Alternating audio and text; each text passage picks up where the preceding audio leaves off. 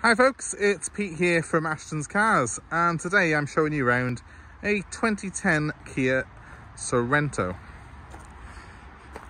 So these are quite a big truck. They're 2.2 litre diesel, turbo diesel, and this one's the automatic version. These are really appealing trucks because they are 7-seaters. They've got nice easy fold down seats in the back, which means you can quickly convert it from having a 5-seater with a massive boot to a 7-seater, which still has a little bit of space behind those seats for luggage. So quite a practical vehicle this. They tow very well, so you'll quite often see these with caravans being pulled behind them. But this particular one of ours has come to us from a dealership in Yorkshire, and we've just driven it down from Yorkshire to South Wales, and literally you're seeing it as it's arrived. So really good looking car. For a start, I'm very pleased. We go further afield sometimes to get cars that have got nice history, that have been looked after. And when you're looking at 12-year-old 4x4s, it's sometimes difficult to get really clean, nice cars. But I'm glad we drove to Yorkshire to pick this one up. It's in very good shape indeed. Just little things like the fact it's running around on Pirelli tyres tells me that this car has been looked after by its previous owner. And sure enough, I've got a mountain of paperwork that has come with it to clarify exactly what's been done on it. So it's been very well looked after, it's been serviced properly, and that, to my mind, is something that's more important than anything when you're looking at a car of this age. So, take you around it very quickly. We've got, it's a big car, got a couple of little stone chips and marks here and there which we'll touch in. I mean, there's a little chip on top of the door handle, for example, there. I don't know if you can see that. It's very minor indeed though. These are quite a hard wearing vehicle, and because they've got these big chunky plastic bumpers, they tend to avoid sort of any real damage in car parks and stuff, despite the fact they're a big car. The caravanners among you will have already spotted the tow bar with twin electrics there. As I said, these are very popular with caravan folks, so it's ready to do the job, this is, if you need it for towing. As I say, bodywork wise, it's pretty much as good as they come for this age. In keeping though with that age, there is minor wear to some of the alloy wheels. These back ones aren't actually on Pirellis, I will say. They're on a different brand that I'm not as familiar with, but they're good tyres all round anyway. All the wheels though are a little bit corroded, unfortunately. That's quite normal on Japanese and Korean cars of this type. It doesn't really affect the look of the car when you're looking at it like this, but if you're looking close up, it's not, you know, by any means a showpiece in terms of the alloys. If it was a brand new Porsche and they were like this, I'd probably get them refurbished.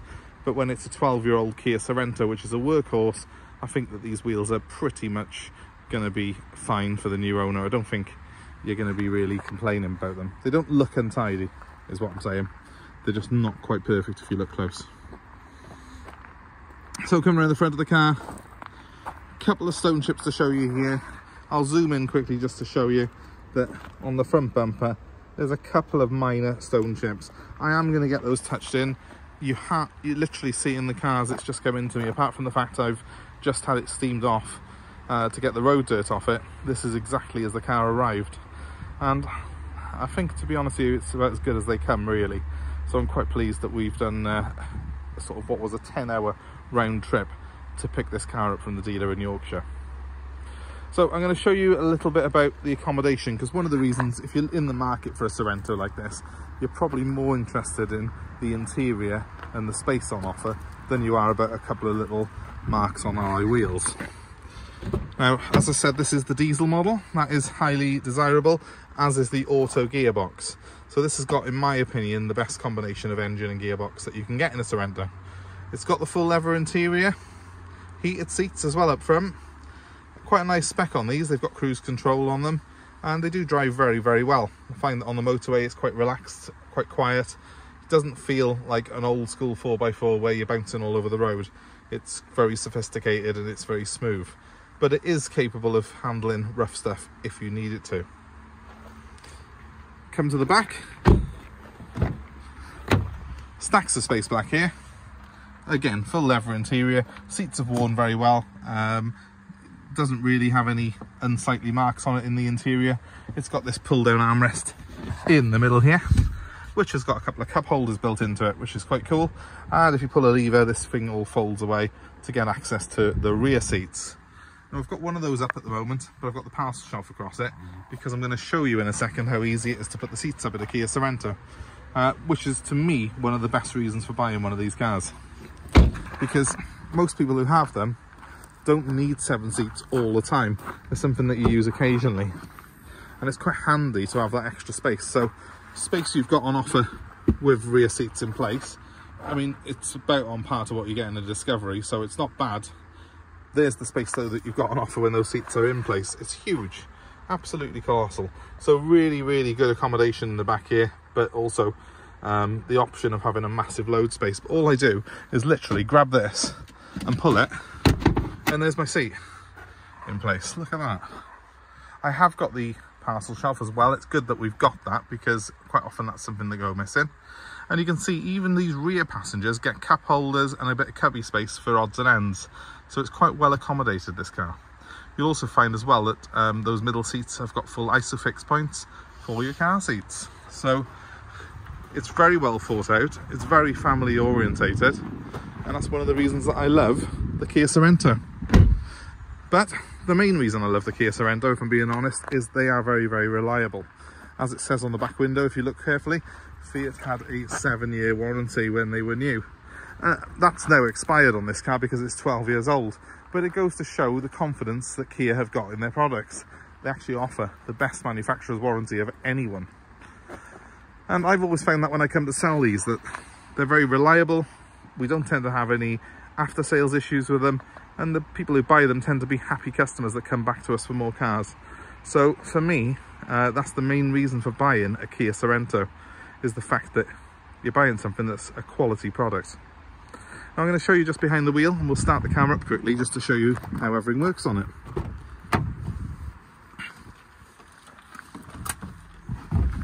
Okay, so I'm in behind the wheel. You can see I've got these nice deep beveled instruments in front of me, which look great. It is an auto, so when you start it, you just have your foot on the brake, start her up, and she's got a nice smooth idle. I will give her a very quick rev. I'm looking out for smoke at the back when I do that. Don't buy one if it's smoking, because it's probably got a turbo on its way out. This one's perfect. Watch out for idles that are lumpy. If you're buying one of these, you need to be careful that you haven't got an injector that's gone down on the car. If it feels like it's lumpy or firing on 3 cylinders, that's a sign that there's an injector down. That can be expensive. It'll make a kind of chuffing sound as it's doing it. If you hear a car that's sort of making a chuffing sound on idle, walk away.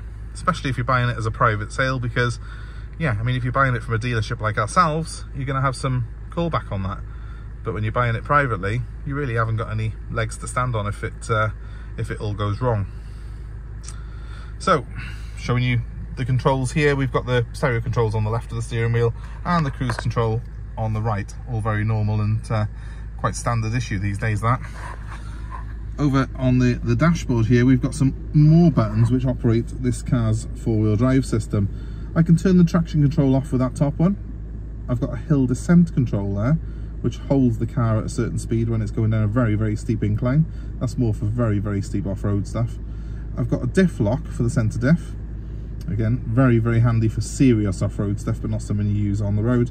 And that one there just switches the alarm off if I was leaving a pet in the car. But it's quite straightforward here on the heating controls and the stereo controls as well. Another reason to really like this car, in my opinion. It's easy to operate everything. There's no real gimmicks and trickery to it. I've got separate controls for my passenger and driver, and I've got air conditioning, which you would expect on a car like this. I've got a decent stereo system, which again is something you tend to expect these days on a car of this type. It hasn't got sat nav, but why would you need it really? You're much better off just using your mobile phone and downloading an app called Waze, which we use, which we find absolutely fantastic. And we've got heated seats. I love heated seats. If you've never had them, you probably don't really realise how great they are in the winter, and how if you've got a bad back, they will make it feel a million times better as soon as you switch it on. So It's got everything that I would be looking for in a car of this type. Plenty of cup holders there, you can see. They're really big as well and deep, those cup holders are. And I've got in the door bin bottle holders, which are, again, ideal for road trips and family life. Things like the wipers and the headlights I've got auto controls for, so I can put that on auto mode and it puts the lights on automatically when it gets dark and stuff like that. And it is a 6-disc CD player here, so I can put up to 6 discs at a time in there for my CDs, if you still have some. Nice big chunky armrest in the centre, and as I showed you, there's one in the back as well. It's well accommodated.